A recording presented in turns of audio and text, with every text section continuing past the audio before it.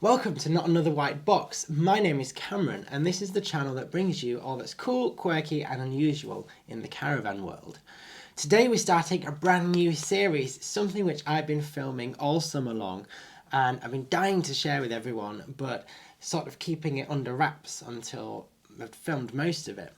I'm also very proud to say that this series is sponsored by Yuasa, who are one of the UK's leading battery suppliers, and they are particularly moving into the leisure market with a new range of YBX active batteries. We'll touch on this later in the series, but they're really shaking things up in the leisure industry with what they can provide, and it really fits in with the ethos of Not Another White Box and trying to be more ecological and leave the electric hookup lead at home. So I'm very happy to have the guys on board sponsoring this series, and there'll be more of that later. But today we're going to start right at the beginning, where else, and introduce the new project. And it's not one but two caravans that we're going to restore at the same time together, and they represent two very different eras in caravan design, but still kind of nicely round off what's great about having a vintage caravan. And what I'm going to do is keep them as original as possible, keep the authentic feel, the look, and preserve as many of the original features as possible, but perhaps add some subtle upgrades to improve them and make them a little bit more user-friendly. So without further ado, I think it's time we take a look at what I have bought and what kind of mess I have got myself into this time. So here we go. Here's the new projects. Let's take a look. First up on the left we have a 1971 Sprite Musketeer S, and on the right we have a 1982 ABI Monza Supreme 15.4. And although they might look pretty different, on paper they're actually quite similar. They both weigh around 850 kilograms fully laden, they're both around 14.5 foot long, and they both sleep a family of 4 or 5. But they represent two very different eras of caravan design, and the Sprite represents kind of everything from the late 1950s through to the mid 1970s, and the Monza represents pretty much everything that came after that. They're certainly very different, but yet so similar at the same time. So we're going to take a detailed look at both of them in turn, starting with the 1971 Sprite Musketeer. The Sprite Musketeer was famously one of Britain's best-selling touring caravans, certainly from the mid-1960s right through to the late 1970s. Its design was a great compromise of size, space and sleeping capacity that found favour with so many families all over Europe. For 1971, the Musketeer was given what Sprite called the sleek line look, which ironically was a big square front and a square back panel, which wasn't very aerodynamic. But it's an iconic design nonetheless, with its swan neck roofline at the front, which was such an identifiable thing about the Sprite Musketeer, and something that remained with that model throughout its original production run. It actually served to reduce drag at the front and make it much easier to tow. Outside, this is pretty original, and it survived very well considering it's 50 years old. Here I am on the interior of the Sprite Musketeer, and just sitting here and absorbing the surroundings, it's easy to see why this caravan sold so well back in the day. It's just a 14-foot shell, but manages to pack in quite a lot into that space. And the nice thing about the 1971 model is it's the first year that they have the 6-foot long benches at the front, as opposed to the 4-foot plus 2-foot extension piece that Sprite kind of pioneered since the early 50s in the days of the Sprite 14. Now, for me, the great thing about this is this makes an enormous 6-foot square double bed, which I love. If the caravan's got a bigger bed than I have at home, then we're onto a winner there. You generally find with classic caravans they have very pokey small beds, 4 foot wide at best. So a Musketeer from the early 70s is a fantastic compromise. And they've packed in sleeping for 4 in here. There is a double bed at the back. This is actually the optional 5-berth with a bunk bed above the back, which is sadly missing, but shouldn't take long to track one down. So it'd have a double at the back, which can be used as a single with a bunk above, or we have two singles at the front which can also be made into a double. So Sprite offer a lot of versatility with this layout, and I think the ability for the layout to grow with the family. You know, as the kids get taller, they can perhaps have the single beds at the front and mum and dad can use the bed at the back. Or, you know, perhaps mum and dad go away on their own, they can leave the bed up at the front and sit at the back and still have space to eat and live in the caravan. So Sprite were kind of thinking ahead there, and this is something that manufacturers today don't do enough of. That's future-proofing the layout and keeping it versatile. We tend to default into this fixed bed with an occasional double at the front for grandkids. And maybe that's the way the world's going, but I see through social media, people are crying out for this kind of versatility if they've got kids. So Sprite hit the nail on the head 50 years ago, and to be honest, we could learn a lot from this caravan. I love how original it is. I love how of its era it is. The bright orange upholstery, the mustard coloured floor, the sparseness of the interior itself is something that we're not really used to today. Caravans today pack a cupboard into every inch, and I guess for good reason, but my answer to that has always been, do we really need all this stuff? I find it immensely tiring having tons and tons of stuff in the caravan, and you obviously just make it heavier and more difficult to tow and all kinds of things. I love the Sprite philosophy of keeping the weight down. Less is more, and I really subscribe to that. I appreciate that not everybody does, but I love the fact that it's stripped back, simplified. To me, a caravan of this era is an escapism. It's a step up from camping. It puts you a bit closer to nature than perhaps a modern caravan would, because it forces you to live outside a little bit more, bring the outdoors in through the huge picture windows, and I think it's just a great, until you've been in it, although a lot of people watching this will remember the Sprite from its heyday, we've all moved on and we've all grown with the other things, and until you're put back in something like this, you kind of rose-tinted memories of it. Perhaps remember it for being worse than it is when we compare it to what we have today.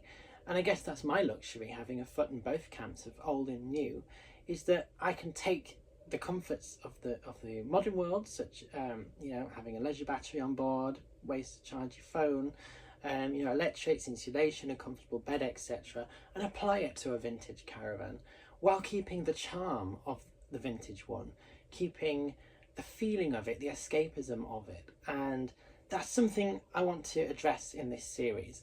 The Sprite is very original, and I want to show you how to preserve this kind of originality while adding a degree of comfort to it in a sensible, logical way.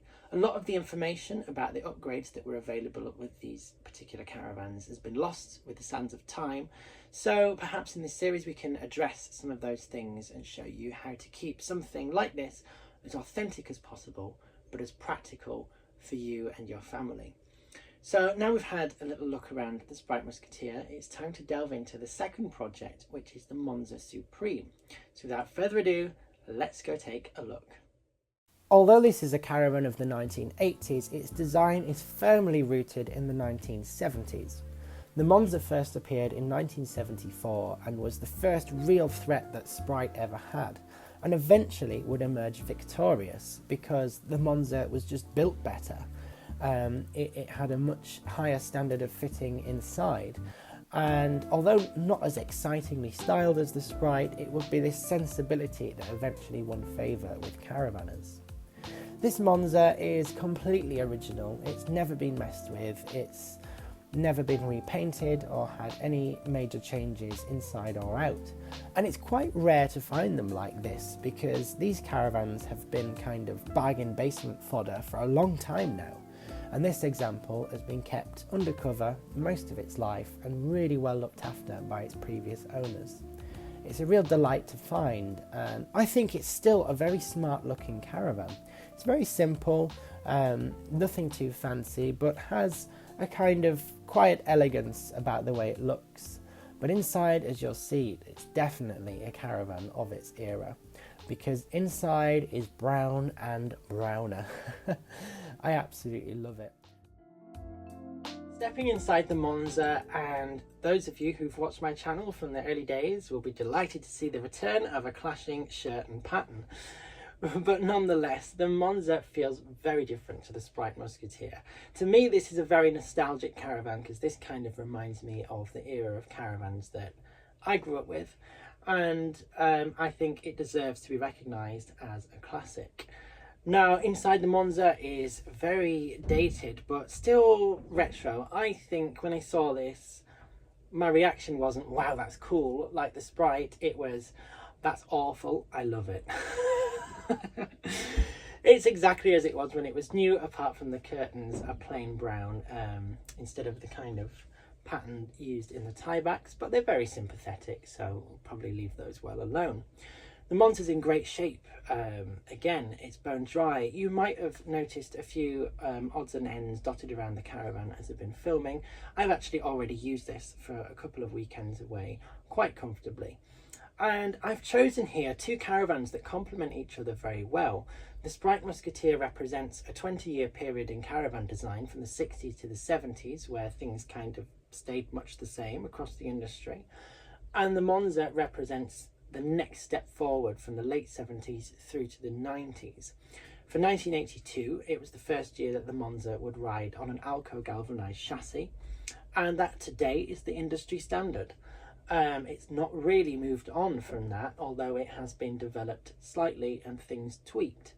The great news, if you buy a van of this age, is that spares are easy to find, and also a caravan engineer would be well versed in how to look after a chassis on a van of this age.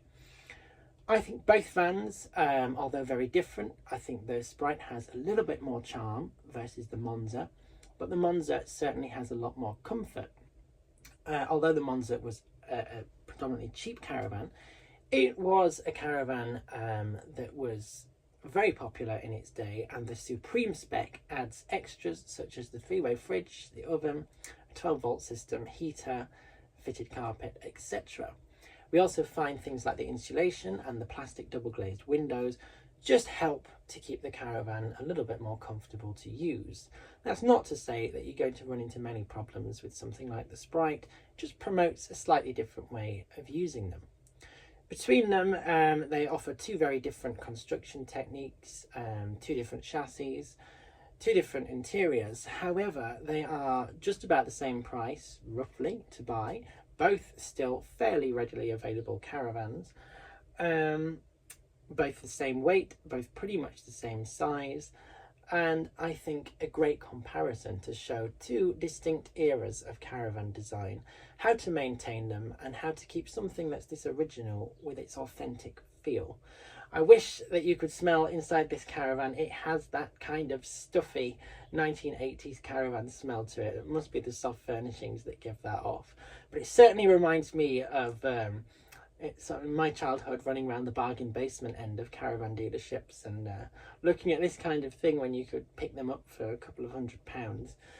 Even so, today, although they're starting to be recognised as a classic, they're still not there yet, and you can buy something like this in this kind of condition for between £500 and £1,500. And that was the point of this series, is to show very average, easily available retro caravans, but also show you how to keep something that's original, help it retain its feel, because to me that's the point of a caravan of this era.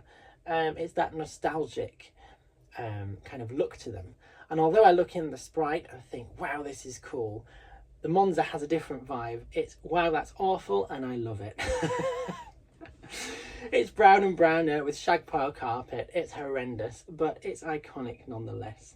So I can't wait to show you how to maintain vans of these eras. Two very different things, like I said. It's great to show side by side the different approach to them and how the caravan design has changed.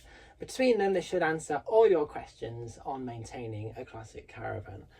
And there we have it. Let me know what you think in the comments below about the new Sprite Musketeer and the Monza Supreme. I am very excited to have these caravans to work on. They are two caravans which I absolutely love. And the whole point of this series is to take a look at what it's like to maintain, restore and own a classic caravan. I previously did a video, which I'll pop a link to here, about buying a vintage caravan and what to look out for, and I thought it's about time that we get some simple videos out there that can explain how to maintain all areas of the caravan.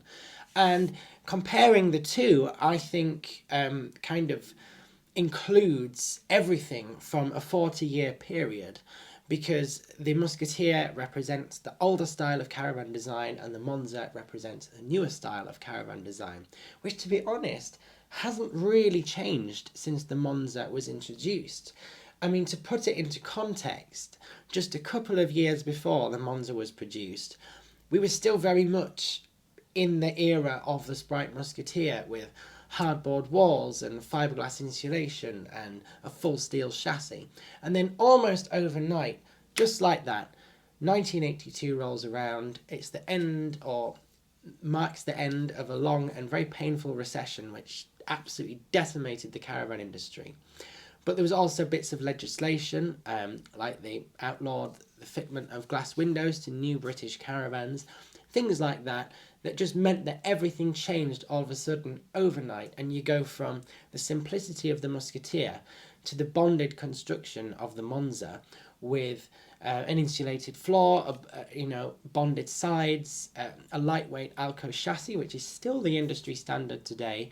And I think really, other than a change in materials that are used in construction, caravan design hasn't yet made such another leap forward as what it did in that era, because fundamentally they're still built the same way as the Monza is, even if it's the Bailey Alutech construction or the Swift Smart system, or using the bonding them together with adhesive like Eldis do.